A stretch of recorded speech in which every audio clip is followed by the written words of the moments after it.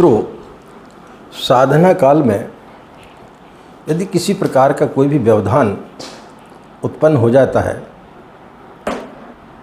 तो यह आपके जीवन से जुड़ी किस प्रकार के आपको संकेत देता है, शुभ या अशुभ। बहुत सारे लोगों के मनों में भ्रांतियाँ रहती हैं कि जब हम साधना कर रहे हैं, चाहे वो दैनिक साधना हो या गायत्री का अनुष्ठान हो, किसी प्रकार की जब हम कोई साधना करते हैं और उस समय यदि किसी प्रकार की कोई अचानक कोई व्यवधान उत्पन्न हो जाता है, ज्योत का बुझ जाना, किसी की मृत्यु हो जाना, पूजा करते समय किसी सामग्री का कम जाना, तो ये सब हमें क्या संकेत देते हैं। क्या यह अशुभ होता है या शुभ होता है।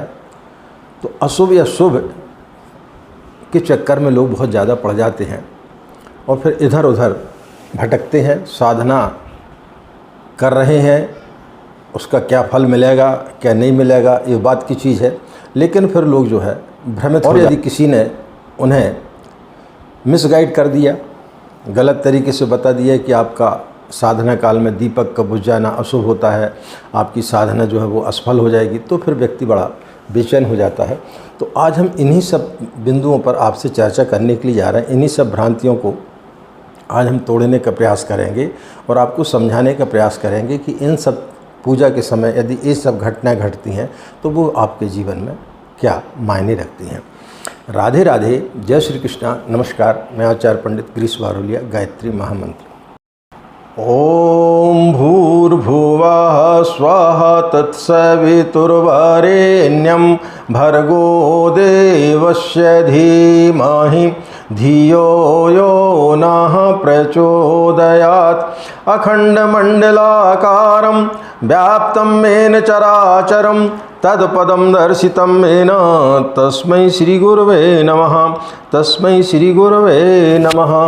मित्रों, आप गायत्री की चाहे दैनिक साधना करते हों या अनुष्ठान करते हों, तो ऐसी स्थिति में आपको दीपक तो जलाना ही पड़ता है। आपको कुछ पुष्प इत्यादि भी रखना पड़ते हैं, कुछ सामग्री की भी आपको आवश्यकता पड़ती है। या आप हवन कर रहे हैं, उस समय जो सामग्री आपने एकत्रित की उसमें कोई सामग्री यदि भूल चूक से कम जाती है, तो ऐसी स्थिति में क्या हमें करना चाहिए। यदि आप साधना कर रहे हैं और दीपक यदि आपका बुझ जाता है तो वह क्या संकेत देता है, शुभ होता है या अशुभ होता है। इन्हीं चीज़ों पर हम क्रमवार बिंदुओं से आपको चर्चा करेंगे। मित्रों, जब हम दीपक जलाते हैं तो सबसे पहले तो दीपक का अर्थ समझें कि दीपक पूजा जब हम करते तब क्यों जलाया जाता है। दीपक की जो लौ है आपने देखी होगी हमेशा ऊर्ध्वगामी होती है, नीचे की ओर नहीं होती। आप कितना भी दबाव डालेंगे वो फिर से निकल करके ऊपर आ जाती है।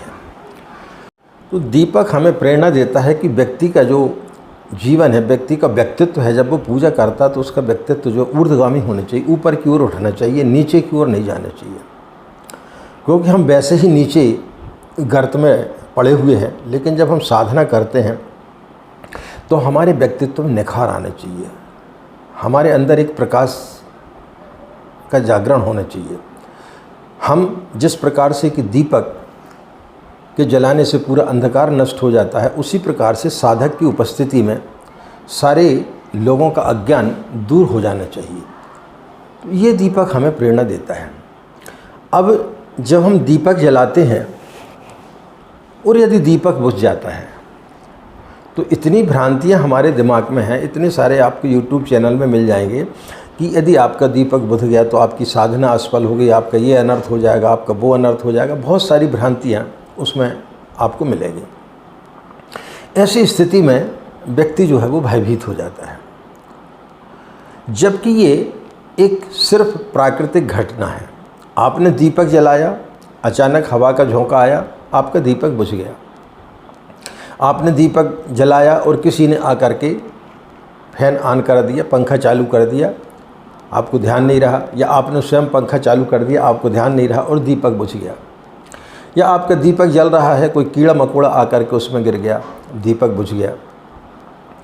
या फिर आपने उसमें जितना तेल या घी डाला, आपने सोचा कि हमको 2 घंटे तक साधना करना है, ये 2 घंटे तक इतना तेल हो जाएगा या घी हो जाएगा।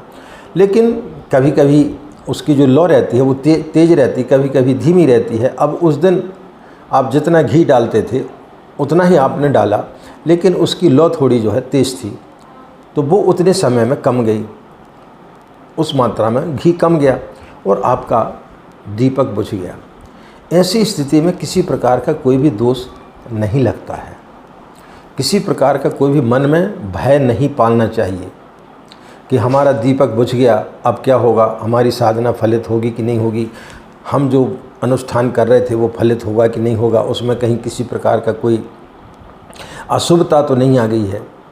ये सब चीज़ों के लिए ईश्वर के पास में समय नहीं होता है। हम अपने कई वीडियो में बता चुके हैं कि ईश्वर सिर्फ यह देखता है कि आपको जो अच्छे क्षण दिए गए थे आप उसका उपयोग आपने कितना किया। ईश्वर के पास में इतना समय नहीं होता है कि वह आपके गलत कामों को लिखते फिरे, या आप पूजा स्थली पर बैठे हैं और कोई सामग्री कम गई तो ईश्वर आपसे नाराज़ नहीं होता है। यदि ईश्वर इन छोटी छोटी बातों पर नाराज़ होने लगा तो फिर वो ईश्वर नहीं हो सकता है। जो भी, यदि आपको कोई भी ज्योतिषी या कोई भी पंडित यदि आपको ये बोलता है कि भगवान नाराज़ हो गया, तो फिर आप उससे पूछना है कि फिर वो भगवान कैसे हुआ। आप अपने किसी मित्र से गाली दे देते या कुछ कर देते, लेकिन 2 दिन बाद ठीक हो जाता है, वो फिर नाराज़ नहीं होता है। तो जब मनुष्य एक दूसरे के ऊपर नाराज़ नहीं होते हैं, बच्चा जब गलती करके आता है उसके माता पिता उसके ऊपर नाराज़ नहीं होते हैं, तो वो परम पिता परमेश्वर जो कि सबका पिता है, सबकी माँ है, वो हमारे इन छोटे छोटे कृत्यों से कैसे नाराज़ हो सकता है या हमारी साधना को कैसे असफल कर सकता है। तो सबसे पहली चीज़ ये याद रखें कि यदि आपका दीपक बुझ गया उसमें किसी प्रकार का कोई भी अशुभता नहीं होती है। हमें अपनी सावधानी पूर्ण रूप से बरतना चाहिए। यह नहीं कि हमने बोल दिया कि दीपक बुझने से कोई अशुभता नहीं होती है तो आप उसमें लापरवाही करने लगें। अपने तरफ से पूर्ण रूप से आप सावधानी रखें। इसके पश्चात यदि दीपक बुझ जाता है तो फिर उसमें किसी प्रकार का कोई भी अशुभ नहीं होता है। तो ये सब चीज़ों से आपको बचना चाहिए, ये सब भ्रांतियों में आपको साधना काल में नहीं पड़ना चाहिए। अपनी साधना को निरंतर रखना चाहिए, किसी प्रकार का कोई भी दोष नहीं लगता है। इसके पश्चात भी यदि आपके मन में किसी प्रकार का कोई भी शक संदेह है कि पता नहीं कुछ दोष तो नहीं लगेगा, तो आप अपनी मन की शांति के लिए 1 माला गायत्री मंत्र का अतिरिक्त आप जाप कर लें, तो वो दोष यदि होगा भी तो समाप्त हो जाएगा। एक तो होता ही नहीं है, फिर भी वो होगा, यानी आपके मन में होगा। आपके मन में यदि किसी प्रकार की कोई भ्रांति आ गई है तो वो दूर हो जाएगी। आपको सिर्फ 1 माला अतिरिक्त गायत्री मंत्र का जाप कर लेना है। तो ये तो बात हुई दीपक की, कि दीपक यदि किसी कारण से बुझ जाता है तो वो कोई आपको अशुभ या शुभ संकेत नहीं देता है। कई लोगों के होता है, गुरुजी उसमें जो है हमने देखा गुलाब का फूल बन रहा था या ये आकृति दिख रही थी। ये सब प्राकृतिक घटनाएं होती हैं। कई बार आपने देखा होगा बादलों में आपको कभी घोड़ा दिखाई देने लगता है, कभी आपको हाथी दिखाई देने लगता है। जैसा आप देखना चाहते वैसी चीज़ दिखाई देने लगती है। इसी प्रकार से जब हम ज्योत जलाते हैं तो उसमें कभी कभी जो है कार्बन आ जाता है और उसके आधार पर किसी प्रकार की कोई आकृति बन जाती है। तो वो आकृति आपको किसी प्रकार का कोई भी संकेत थोड़ी दे रही है। ईश्वर के पास इतना समय कहाँ है कि वो आपको संकेत देना चालू कर दे कि आपका अब दीपक के माध्यम से आपको संकेत दे रहा है। ऐसा कुछ भी नहीं होता है मित्रों। ये सब दिमाग में आपकी भ्रांतियाँ भर दी गई हैं, इनको आपको दूर करना चाहिए। आपको साधना में अपने निरंतर रहना चाहिए। आपको साधना काल में ये सब चीज़ों के चक्कर में नहीं पड़ना चाहिए। इसके पश्चात में कई बहनों के फ़ोन आते हैं कि आचार्य जी, यदि साधना काल में हम अनुष्ठान कर रहे हैं और यदि हमारी अशुद्धि अवस्था आ जाती है तो हम क्या करें। कई बार क्या होता है, बहनें ऐसे सोचकर ही करती हैं कि अब नवरात्रि आ गई है, इन 9 दिनों में हमें गायत्री का अनुष्ठान करना है, और उन्हें पता रहता है कि इन 9 दिनों में अशुद्धि की अवस्था नहीं आएगी। लेकिन कभी कभी कुछ स्वास्थ्य की खराबी के कारण पहले ही अशुद्धि अवस्था आ जाती है। अब यदि आपकी अशुद्धि अवस्था आ गई तो इसमें किसी प्रकार का कोई दोष नहीं होता है। ईश्वर की कृपा थी, माता की कृपा थी, वो नहीं चाहती थी कि आप 9 दिन तक अनुष्ठान करें। आपको जो कुछ भी मिलना होगा, जितने दिन आपने किया, 2 दिन किया, 3 दिन किया, 4 दिन किया, उसके बाद यदि अशुद्धि अवस्था आ गई तो उसमें माता थोड़ी आपसे नाराज़ है। आपको पूर्ण रूपेण फल मिलेगा। आपको इसमें किसी प्रकार का कोई भी क्षोभ नहीं पैदा करना चाहिए, किसी प्रकार से आपको दुखित नहीं होना चाहिए। कई बार ऐसा होता है कि हम साधना करने के लिए बैठे, हमने संकल्प ले लिया 1.25 लाख अनुष्ठान का या लघु अनुष्ठान का, जो सभी नवरात्रि चल रही है, लोगों ने लघु अनुष्ठान कर रहे हैं। अब इस बीच में यदि मान लो आपका 2 दिन हुआ, 3 दिन हुआ और आपके गांव से या आपके कहीं जहां आपका परिवार रहता है वहां से खबर आ गई कि अपने कुटुंब में, अपने परिवार में किसी की मृत्यु हो गई, तो सूदक लग गई। अब ऐसी स्थिति में भगवान अपन सोचें कि माँ नहीं चाहती कि हम साधना करें, हमारा अनुष्ठान असफल हो गया, हमारे ऊपर माता जो है क्रुद्ध हैं, तो माँ के पास में इतना समय कहाँ है कि वो आपसे क्रुद्ध होगी। ईश्वर के पास में इतना समय नहीं होता है, वो छोटी छोटी चीज़ों पर किसी से भी नाराज़ नहीं होती हैं। ये सब प्राकृतिक चीज़ें हैं, आपके हाथ में नहीं है, आपको पता नहीं है, किसी को भी पता नहीं है कि जब आप साधना करने के लिए जा रहे हैं तब किसी की मृत्यु होगी। अब अचानक यदि किसी की मृत्यु होगी तो वो कोई शुभ या अशुभ संकेत थोड़ी आपके लिए दे रहा है। आप साधना को रोक दीजिए और उसके पश्चात जब आपको समय मिले तब फिर आप 9 दिन का फिर से आप अनुष्ठान कर लीजिए, उसमें किसी प्रकार की कोई भी दिक्कत नहीं है। अब कई बार ऐसा होता है, अब तो फ़ोनों की इतनी की सुविधा हो गई है, लेकिन पहले क्या होता था, जब इतने ज़्यादा मोबाइल फ़ोन वगैरह नहीं थे, आप हज़ारों कोस मील दूर बाहर बैठे हुए हैं और आपके परिवार में किसी की गमी हो गई, लेकिन सूचना के अभाव में आपको 2 दिन या 3 दिन बाद पता चलता था, लेकिन आप साधना तो कर रहे थे। अब आपको 3 दिन बाद पता चला तो क्या वो 3 दिन आपकी साधना गलत हो गई क्या? तो इन सब भ्रांतियों में व्यक्ति को नहीं पड़ना चाहिए। तो साधना काल में यदि इस प्रकार की कोई स्थिति आ जाती है तो उस समय हम अपनी साधना को बंद कर दें और मानसिक गायत्री मंत्र का जाप करते रहें, तो मृत आत्मा को भी शांति मिलेगी और आपके दिमाग में भी शांति रहेगी। फिर जब कभी भी आपके पास समय हो, आप शुभ समय देख करके किसी भी शुक्ल पक्ष की पंचमी, एकादशी या पूर्णिमा से फिर आप प्रारंभ करके 9 दिन का या जो 1.25 लाख का आप अनुष्ठान कर रहे हैं उसको प्रारंभ कर सकते हैं। यदि आप दैनिक साधना कर रहे हैं और उस समय यदि मान लो किसी प्रकार की कोई गमी हो जाती तो उस समय आपको अपनी साधना बंद कर देना चाहिए। बहनें यदि मान लो साधना कर रहे, दैनिक साधना कर रहे, 1 माला या 2 माला 3 माला गायत्री मंत्र का जाप कर रही हैं और उस समय यदि इनकी अशुद्धि अवस्था आ जाती है तो 5 दिन 7 दिन जो भी उनका रहता है उस समय उन्हें बंद कर देना चाहिए, मानसिक गायत्री मंत्र का जाप करना चाहिए। तीसरी चीज़ आती है कि जब हम पूजा करते हैं तो पूजा करते समय कई बार ऐसा होता है कि हम सोचकर तो सब कुछ चीज़ें लाते हैं, लेकिन कभी कभी कोई वस्तु जो है कम जाती है। आपने देखा कि फूल आज हम लाना भूल गए, या आज हम जो है भगवान को प्रसाद चढ़ाना भूल गए, या आज हम चंदन लगाना भूल गए। कोई चीज़ यदि आप भूल जाते हैं तो उसमें किसी प्रकार के कोई भी मन में ग्लानि नहीं लाना चाहिए। पूज्य गुरुदेव ने बताया है कि जब आप पूजन कर रहे हैं और उस समय यदि कोई सामग्री कम जाती है तो अक्षत लेकर के चढ़ा देना चाहिए, गायत्री मंत्र बोलते हुए अक्षताम समर्पयामि, अक्षताम समर्पया, अक्षत आपको चढ़ा देना चाहिए, तो वो उस चीज़ की पूर्ति कर देता है। कोई भी ईश्वर वस्तु का भूखा नहीं होता है कि आप प्रसाद चढ़ाएंगे तभी वो प्रसन्न होगा, आप पुष्प चढ़ाएंगे तभी वो प्रसन्न होगा। पुष्प चढ़ाने का सिर्फ इतना अर्थ होता है कि जब आप भगवान को पुष्प चढ़ाते हैं, क्यों चढ़ाते हैं, हमें सिर्फ इस चीज़ पर ध्यान देना चाहिए कि ये काम हम करते क्यों हैं, इससे हानि होगी या नुकसान होगा, अशुभ होगा या शुभ होगा, इस चक्कर में ना पड़ें। आप पहले ये समझें, लॉजिक समझें कि ईश्वर को पुष्प क्यों चढ़ाया जाता है। पुष्प इसलिए चढ़ाया जाता है कि वो कांटों के बीच में रहता है, तो इसी प्रकार से व्यक्ति भी अपने जीवन में दुखों के बीच में रहता है, कष्ट कठिनाइयों से घिरा होता है, लेकिन इसके पश्चात ही वो जो है मुस्कुराते रहता है, एकदम खिलता है और आने जाने वाले लोगों को अपनी सुगंधी से जो है उन्हें सराबोर करते रहता है। तो हम पुष्प जब भगवान को चढ़ाते हैं तो हमारे मन में इसी प्रकार के विचार आना चाहिए कि जिस प्रकार से यह पुष्प खिला हुआ है तो हमारा आज का दिन जो है, हमारा जीवन भी इसी प्रकार से प्रफुल्लित रहना चाहिए। जो कुछ ईश्वर हमें दे रहा है उस सुगंध से हम पूरे समाज को और पूरे विश्व को हम सुगंधित करें। ये पुष्प चढ़ाने का मतलब होता है। पुष्प आपका कम गया, पुष्प आप चढ़ाना भूल गए तो उससे कोई ईश्वर नाराज़ नहीं होता है। ये सब शिक्षण की चीज़ें हैं। जो कुछ भी हम ईश्वर को चढ़ाते हैं उनके पीछे हमारे ऋषि मुनियों ने बहुत बड़े बड़े लॉजिक रखे हुए हैं। तो उनको लॉजिक को आपको समझना पड़ेगा कि हम पुष्प क्यों चढ़ाते हैं, अक्षत क्यों चढ़ाते हैं। अक्षत जो है वो पूर्ण होता है।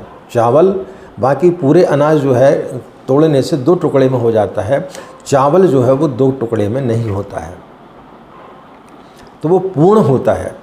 तो इसलिए हम अक्षत चढ़ाते हैं। अक्षत चढ़ाने का सिर्फ यही तात्पर्य है कि हमारा जीवन भी इसी के समान पूर्ण होना चाहिए। हमारी साधना भी उसी पूर्णता की ओर जाना चाहिए जिस जगह पर हम जाना चाहते हैं, जहां हम ईश्वर को प्राप्त करना चाहते हैं। तो हम भी अपनी साधना को पूर्णता की ओर ले जाएं और ईश्वर के निकट तक पहुंच सकें। चंदन क्यों लगाते हैं? चंदन शीतलता का प्रतीक होता है। ये हमारा आज्ञा चक्र होता है।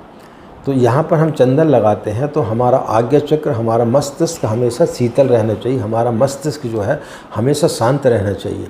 आप चंदन लगा रहे हैं, किसी दिन आप चंदन लगाना भूल गए लेकिन आप दूसरे के ऊपर क्रोध कर रहे हैं, बच्चों को गालियाँ दे रहे हैं, पत्नी से मारपीट कर रहे हैं, तो चंदन लगाने से क्या मतलब निकलता है? आप पुष्प तो भगवान को चढ़ा रहे हैं लेकिन बाहर आपके कृत्य जो है शैतान से कम नहीं है। आप दूसरों को जो है सुगंधि देने की बजाय, दूसरों को सुख देने की बजाय दुख दे रहे हैं, हिंसा कर रहे हैं, तो पुष्प चढ़ाने से फ़ायदा क्या होगा? तो इन चीज़ों को आप समझें कि हम जो वस्तु भगवान को चढ़ाते हैं वह सिर्फ हमें प्रेरणा देते हैं। उस प्रेरणा को हमें ग्रहण करना चाहिए, ना कि वस्तु के चक्कर में पड़ना चाहिए कि हम तो आज फूल चढ़ाना भूल गए, कि आज हम जो है अक्षत चढ़ाना भूल गए, कि आज हम जो भगवान को चंदन लगाना भूल गए, या हम भगवान को प्रसाद चढ़ाना भूल गए। तो इन भ्रांतियों में जब तक आप पड़े रहेंगे तब तक आप साधना में आगे नहीं बढ़ पाएंगे। इन सब चीज़ों से आपको परे हटना पड़ेगा।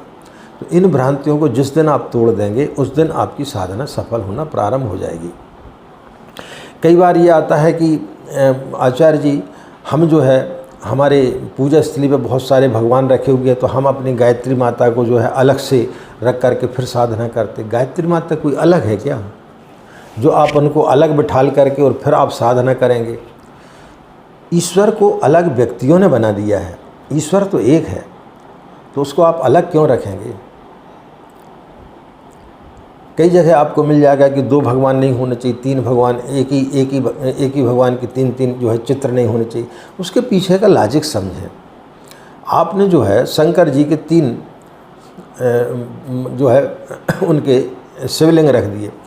अब एक अच्छा दिखाई दे रहा है, 2 थोड़े से अच्छे दिखाई नहीं दे रहे, तो आपका ध्यान अच्छे पे ज़्यादा जाएगा, 2 पे आपका ध्यान नहीं जाएगा। तब फिर आपके मन में विचार आएगा कि यार ये 2 ठीक नहीं है, जबकि भगवान तो एक ही है। इन सब चीज़ों से किसी प्रकार का कोई भी फर्क नहीं पड़ता है मित्रों। ये सब जो है भ्रांतियाँ हैं, और भ्रांतियाँ लोगों के दिमागों में इस कदर से छा गई हैं कि लोग जो है इतने ज़्यादा भ्रमित हो जाते हैं साधना काल में, और फिर जो है अनावश्यक रूप से ज्योतिषियों के और पंडितों के चक्कर काटते हैं, और फिर वो अनावश्यक रूप से कोई पूजा पाठ बता देते हैं। जितना आपको साधना में नहीं मिलना चाहिए उससे ज़्यादा आप अपने अर्थ को गंवा बैठते हैं और मानसिक परेशानी अलग झेलते हैं। इसलिए इस प्रकार की भ्रांतियों में बिल्कुल भी नहीं पड़ना चाहिए। गायत्री मंत्र के बारे में बहुत सारी बहनों के कमेंट्स भी आते हैं, फ़ोन भी आते हैं कि आचार्य जी क्या गायत्री मंत्र महिलाओं को नहीं जपना चाहिए? क्यों नहीं जपना चाहिए? प्रत्यक्ष किम प्रमाणम, प्रत्यक्ष को क्या प्रमाण चाहिए? आप शांति कुंज हरिद्वार जा कर के देखें कितनी बहनें गायत्री मंत्र की साधना कर रही हैं। स्वयं माता जी ने गायत्री मंत्र की साधना की, और अश्वमेध यज्ञ जो सिर्फ इस कलयुग में लोगों ने नाम सुना था कि अश्वमेध यज्ञ कुछ होता है, लेकिन शांति कुंज हरिद्वार के माध्यम से परम पूज्य गुरुदेव की संरक्षण में 50 से ऊपर जो है अश्वमेध यज्ञ हो चुके हैं, जिनमें से कई अश्वमेध यज्ञों का संचालन देव कन्याओं ने की। तो इतने बड़े बड़े जो है वेदों का उच्चारण देव कन्याओं के द्वारा व्यासपीठ से किया गया, तो यदि वर्जित होता और यदि कुछ बुरा होना होता तो सबसे पहले उनका बुरा होना चाहिए था, लेकिन उनके साथ तो कुछ भी बुरा नहीं हुआ। तो हमें हमेशा प्रत्यक्ष चीज़ों को देखना चाहिए, उनके परिणामों को देखना चाहिए, उसके बाद में किसी चीज़ के ऊपर हमें विश्वास करना चाहिए। हो सकता है कोई पंडित ने आपको बोल दिया, उसका उसमें अपना निहित स्वार्थ है, वो कोई दूसरे मंत्र की आपसे साधना करवाना चाहता है, वो दूसरा मंत्र देना चाहता है। गायत्री मंत्र के बारे में उसे कोई जानकारी नहीं है, तो ये सब चीज़ों में हमें नहीं पड़ना चाहिए। दूसरा, कई बार हमें ऐसा लगता है कि हमारी साधना काल में हमारा ब्रह्मचर्य खंडित हो गया या हमें स्वप्न दोष हो गया, ये बहुत सारे लोगों की शिकायत रहती है। तो क्या भगवान हमसे नाराज़ हो गया है क्या?